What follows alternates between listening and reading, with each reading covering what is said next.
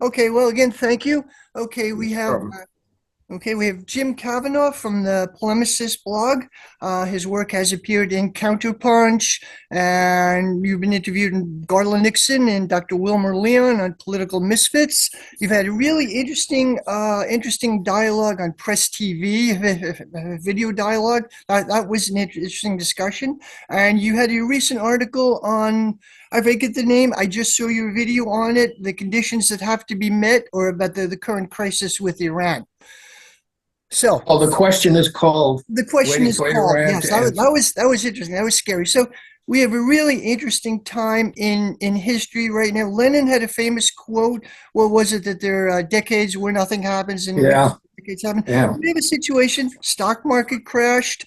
We're on the brink of maybe a third world war, and no one knows who's in charge of the U.S. Which is weird. So certainly not Joe Biden or Kamala Harris. Now, I started off a whole series of crises. Probably started from Biden's poor debate performance back in June 27th, I believe. Now, he predictably bombed out. You predicted over a year ago that he would not be the nominee, and you were 100% correct. It was obvious he has dementia. Probably, I read maybe Parkinson's related Lowy syndrome. My dad had Parkinson's. I would feel sorry for Biden, except his political career has hurt so many people. But anyway, first, do you think it was set up? There's a theory that may have been set up by the Democratic Party to remove him. They knew what he'd be like. I was shocked when he accepted the proposal to debate Trump. I was surprised. Do you think it was set up or just happened that way?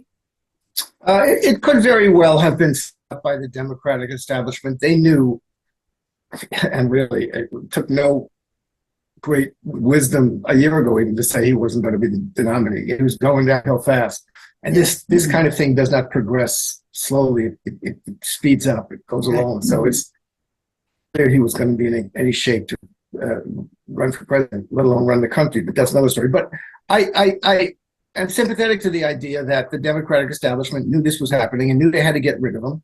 Uh-huh. So set him up in a situation early enough on where it became obvious to everybody that he had to go.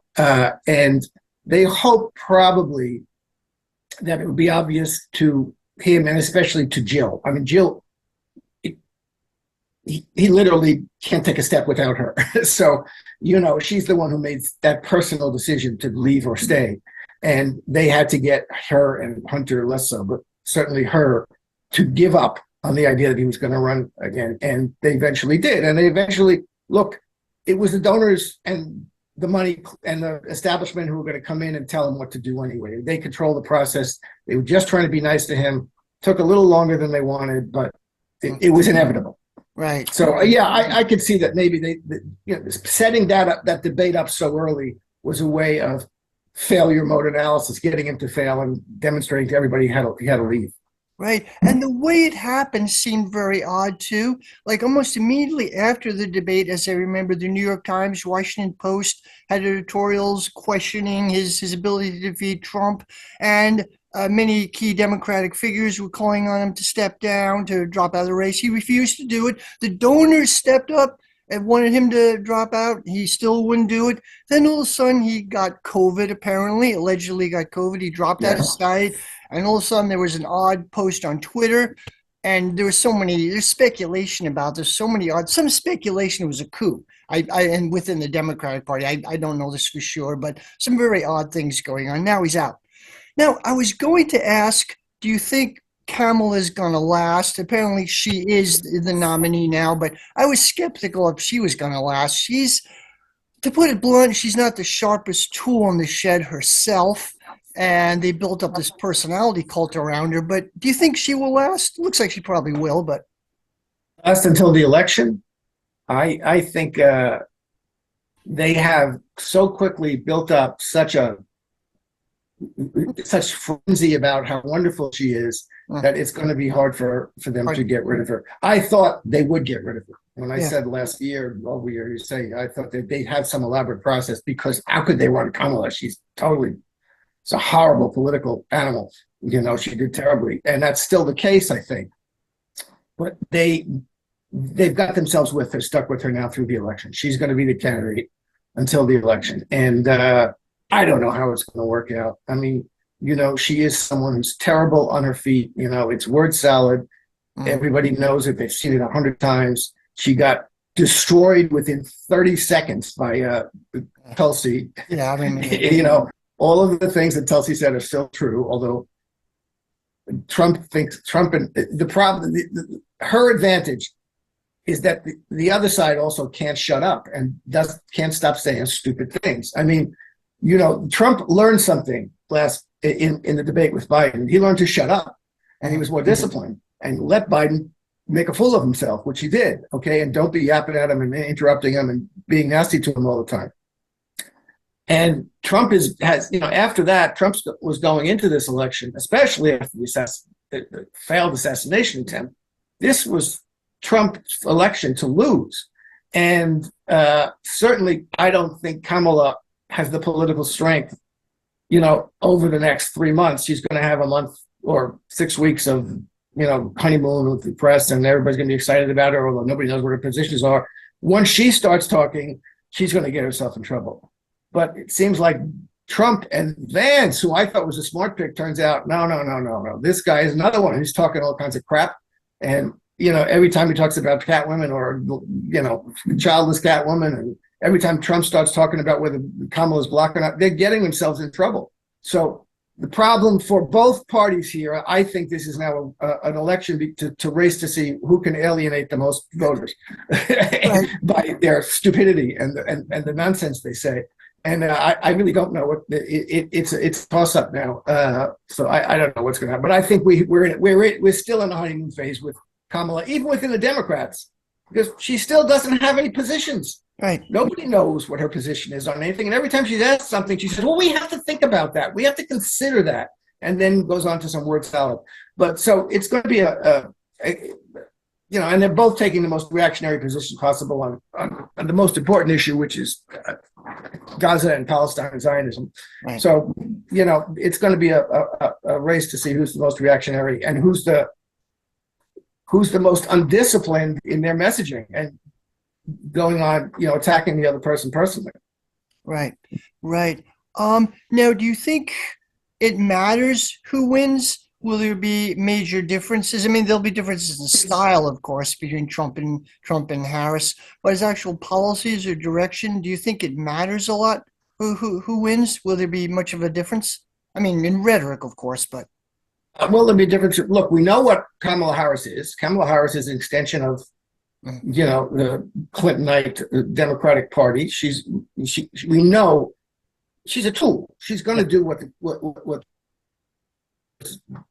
in charge behind the scenes is telling her to do, which are Clintonites and neocons, and so we know what she is, and that's one of her big detriments in the campaign. She's going to have to take responsibility for everything that Joe Biden does. She's still part of that administration. Right. Trump, that's the problem with Trump is, again, we saw him as president.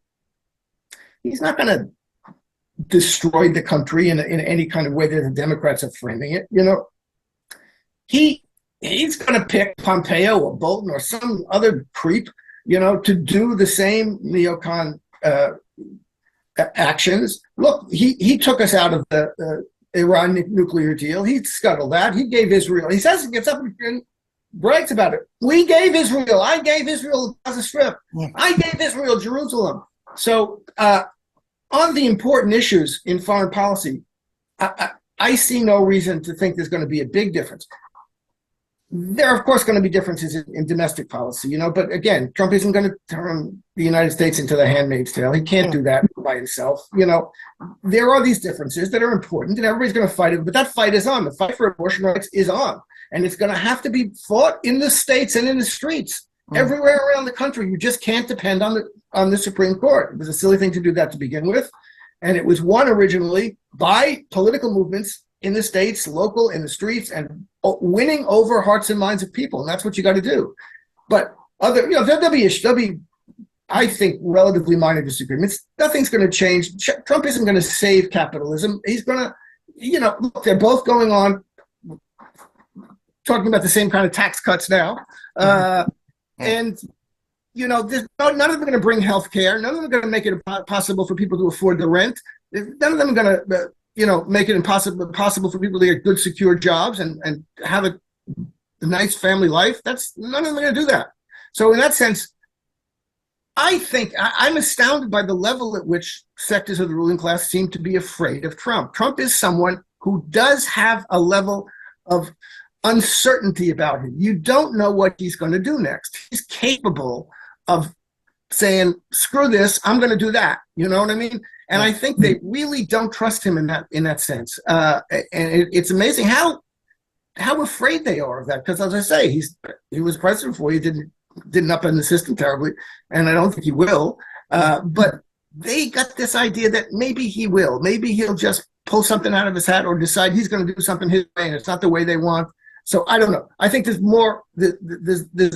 a slightly higher, more than slightly higher level of uncertainty with Trump that they don't like and they suspect. But I'm not looking forward to any major any major positive progressive, from a progressive point of view, difference between them. Right. Yeah. And the most important thing, we just have to say, I want to say this, I want to emphasize this again. What we're watching happening in Gaza is inhuman cruelty, deliberate slaughter of children. This is number one thing in the world. And they're both totally behind it. Caitlin Johnson just wrote a nice thing saying, oh, I'm so sorry that these children are being eaten by hyenas, says the political candidate while she's lowering the basket of children into the hyena pit. And that's exactly what Kamala Harris is doing. Donald Trump is going to feed him to the dogs, but she's got the rhetoric, but she's still feeding him to the dogs. And this is something that we're talking on in this, and this is that kind of thing. We're talking about a vote between Hitler and Himmler, and that's what you have to see that as. And if anybody's comfortable with that, then that's what you're comfortable with. Right. Liberals and some people on the left seem to have an almost existential terror of Trump. Well, I'm minimizing Gaza, not even aware of it, minimizing, which almost existential terror, which seems irrational. I don't like Trump myself, but the reaction seems kind of over the top. Why is this? Why, just because he's unpredictable? Set it up. I mean, this is Trump derangement syndrome, which I think has been more damaging to this country and certainly to any left movement in this country than Donald Trump. I mean, and Clinton set it up the day after the election in 2016. We got to blame the Russians for this. We got to blame Donald Trump. And they went through Russiagate, and they ginned up all the liberals into this crazy Russiagate scenario. And Trump was a Russian agent. He was a president for 4 years. I mean, he did what he was so much more terrible than what Joe Biden does. Yeah. And then after he became president, they wouldn't let him go, and they ginned up this January 6th thing, and that's just a lot of baloney. And this is terrible. What they've done to those January 6th defendants, and Ketanji Brown actually was with a vote in the Supreme Court about that. This using RICO statutes to put people who are even not at the political protest, people who are on Zoom calls about the political protest, in jail for 20, 30 years. This is terrible. If I were running for president, I would be calling for reviewing those prosecutions. That's exactly what they're doing to Cop City. It's exactly what they're doing to the Uhuru movement, the African People's Socialist Party. This is terrible. And it was for what? I mean, Donald Trump really didn't do anything. He got up and said, be peaceful. So, and they've been after him, and now they do this lawfare stuff where they have 15 different prosecutions. Even Andrew Cuomo says it was a political prosecution in New York, for miscategorizing payments.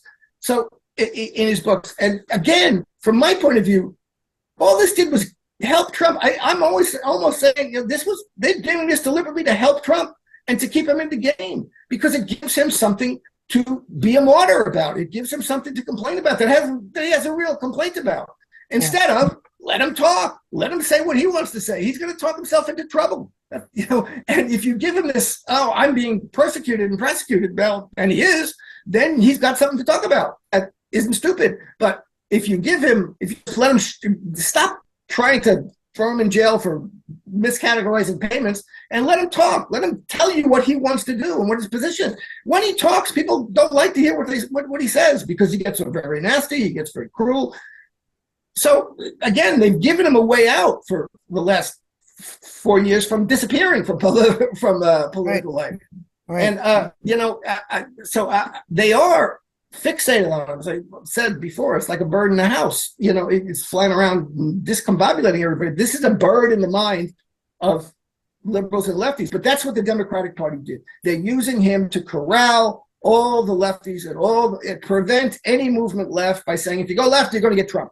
Trump, and he's the evil villain, and he's Trump. Look at what Kamala Harris said to the protesters about Gaza. If you want Trump, keep saying that. So you can't complain about genocide because Trump might come in and continue the genocide that you're doing. Right. I mean, this is not, but they've got people in this frenzy of Trump. I say, I don't like Trump. Trump's a jerk. I mean, can I be I say Trump's an asshole in this context. I mean, I'm from New York. We all know who Trump is. I have people who worked in contracting, and they would say, no business with Trump. He stiffed the contractors.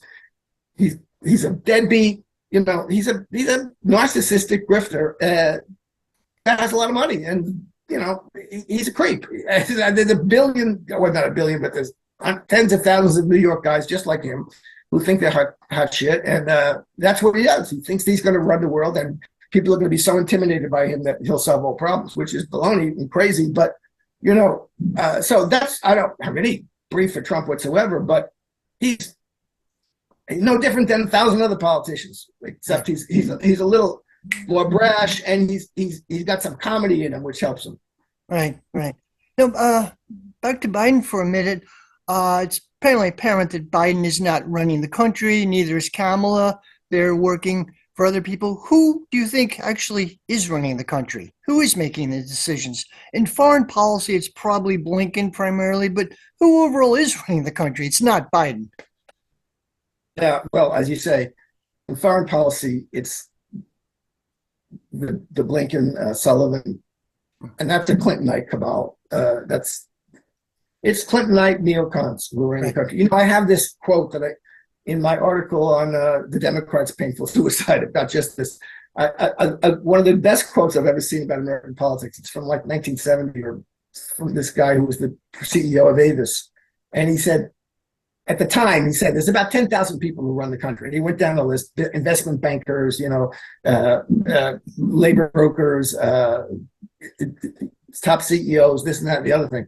And he said, you want to make an adjustment, but it's a very few people in this country of, at that time, 200 million people, now 330 million people. Maybe there are 30,000 people who are wealthy billionaires and and centimillionaires, and people who are scions of old families, plus new tech money, plus the investment bankers, plus the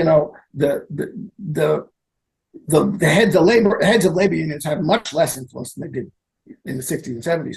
Right. But there's maybe 30,000 people who actually have power to get to influence and change policies. All right, and the think tanks that are controlled by the major parties and the major interests, and they fight amongst each other. So you have the Libertarian and the Republican and the Democratic think tanks, and they produce. They're funded by the same people, and they produce the people who go into the bureaucracy and make decisions, and they all part of the same social set, and they go to the same parties, and that's who runs the country. And we all know this. The Princeton Northwestern 2014 paper that the country is not a democracy, it's an oligarchy. Yeah. That we can go down the list of policies that are implemented. It's the policies that the donors want that are implemented, not the policies that are most popular.